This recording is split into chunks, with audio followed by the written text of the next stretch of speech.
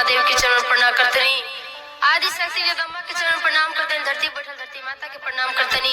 हरिंदर भैया नीलम दीदी के चरण प्रणाम करतनी, यूट्यूब के माध्यम से हमके देख रहा सब गुरु भाई गुरुबान के चरण प्रणाम करते और प्रणाम स्वीकार होके। आई दीदी आप लोग के बीच में बड़ा सुंदर एगो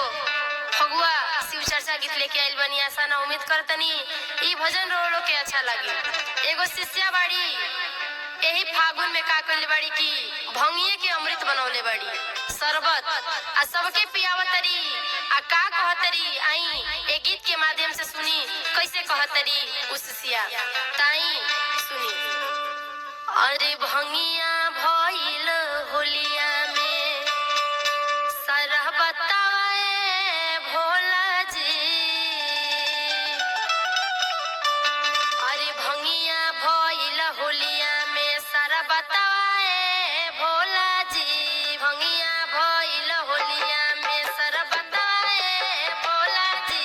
भंगिया भइल होलिया में शरबत